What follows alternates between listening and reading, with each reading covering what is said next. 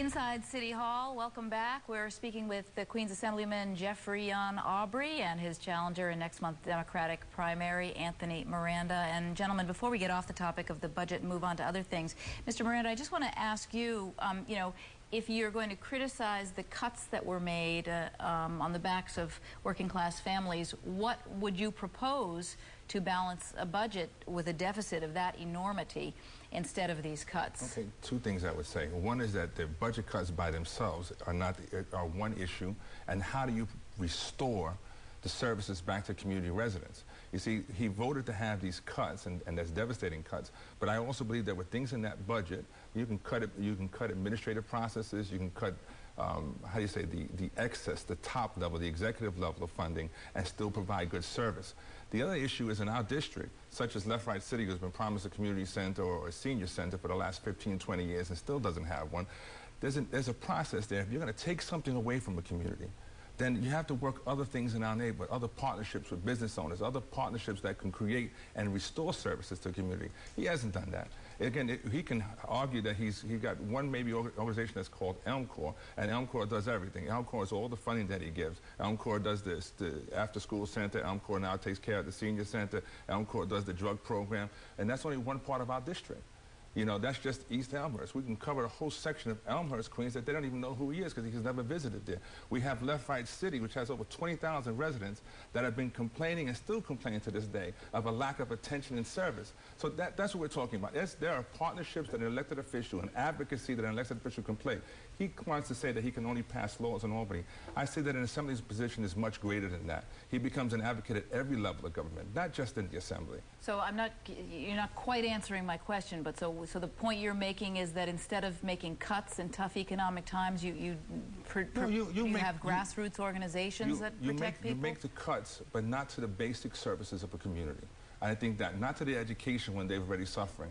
There are other things in that budget. When we went through that, there was a huge budget, and there were other things that we examined that I could provide you online as well, that you looked at that they could have gone other ways. They could have had taxed the rich, as they say. There was a tax that they were going to put in that were going to charge the more affluent people making over $1 million or $100,000. They were supposed to be taxed more. They didn't do that. They didn't approve it.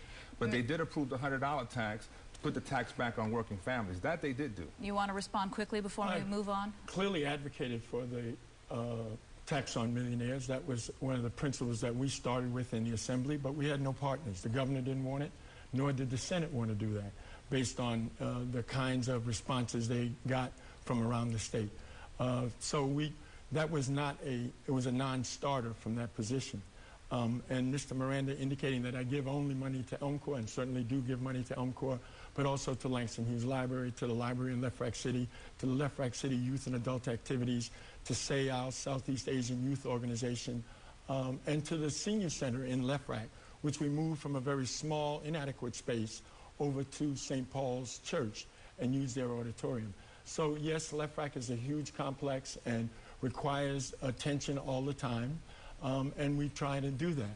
However, under particularly these years, you will see that there were no member items. Everybody complains about member items. We've used them judiciously around the district to try and make sure that places that don't have the services that are able to be gotten from the city or from the state in a competitive way, we know them to be a place of need, and you try and help those organizations build their infrastructure so they can compete. All right.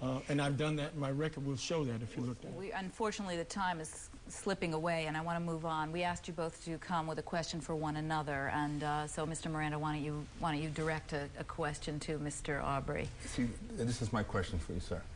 The fact of the matter is our district has been devastated by cuts and lack of service right now. And you also have gone and said that you're going to do something different. What is it that you're going to possibly do differently in these last 2 years? Because the fact of the matter is you haven't provided the service currently in these last years. Not to your old record, not about Rockefeller drug laws. We're talking about providing for the seniors, providing for the youth, and actually talking to the community. I know you said that you had meetings with the constituents, but we're not talking about backroom meetings. We're talking about meetings where the people of the community actually get involved and have input, because what they're looking for is a representative that will respond to them directly. Well, I have in my 18 years met with constituents consistently, whether it's in large meetings or in the community. People recognize me and talk to me, so we understand what that's about. My position is both one of an advocate. We do have senior services. You act as if there are no services available to our neighborhood, and that's clearly not true. There are services that are provided both to the seniors. We brought a computer program into Elmcore for everybody in the district, the Attain program. It's $1 million training program in computers. We brought a job search there. We're going to have in Lefrak City a job fair within next week, I believe. And so there are many things that we've done in partnership with the groups that work there. You've heard of Lefrak City Youth and Adult Activities, I'm sure. We've supported that all the years I've been in office to work with that community to try and build their capacities. You say that they want a community center, and I certainly understand that. I worked with them for a year to try and find sites. But you know that district. We have all the highest concentration of malls and complexes there, so the land is not available at reasonable prices. Other than you know what, I have to jump in because we're really running out of time, sure. and I want Mr. Aubry to be able to ask you a question as well. If he can respond afterwards, we'll see if we have time. Quickly.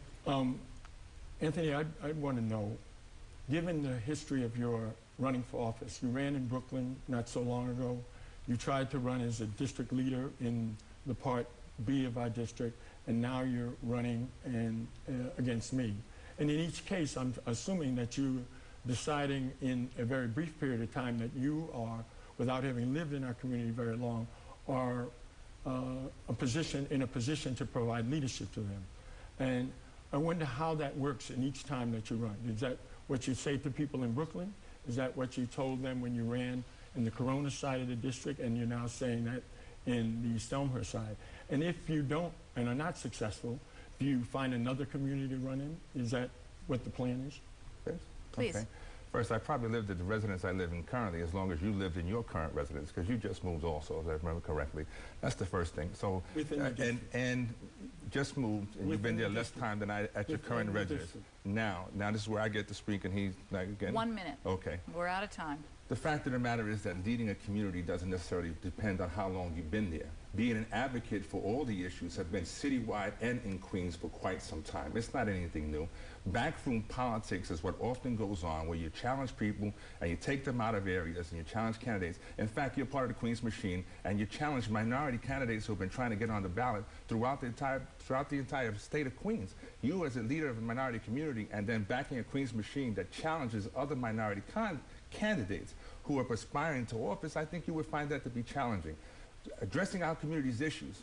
The fact of the matter is our people have spoken and they know what concerns them. And they're still concerned about not having services and threatening the services in the libraries, in the senior centers, and to the youth. And the community is lacking that. Well, you may think that you provided all you can, and maybe that's the message for the future. You've gone and taken them as far as you can possibly take them by your own admissions. You've done all you can do.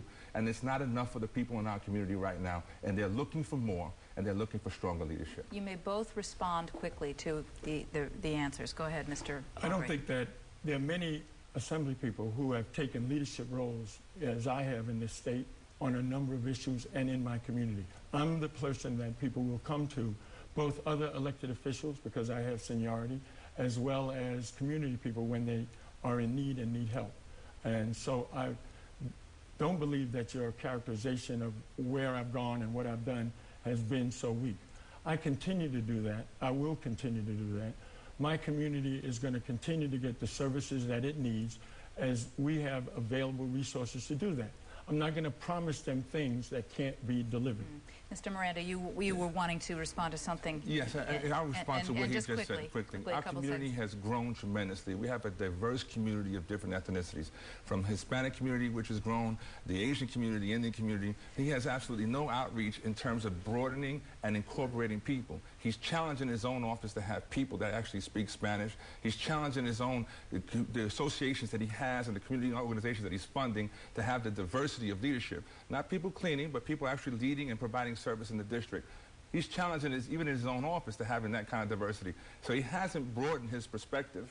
And what he's talking about is we need to talk about what things are being done today. And today is not 18 years ago, maybe in the last 6 years. Let's see what's been done and how our community has been serviced. And the people in the community know what they've been suffering. All right. Listen, gentlemen, I want to thank you both so much for being with us tonight. I'm sorry we're out of time. You'll just have to come back and do it again. All My right. pleasure. Thank you. Thank you so much It's for time having now us. for a break. We'll be back with a preview of tomorrow night's show. Stay with us for that.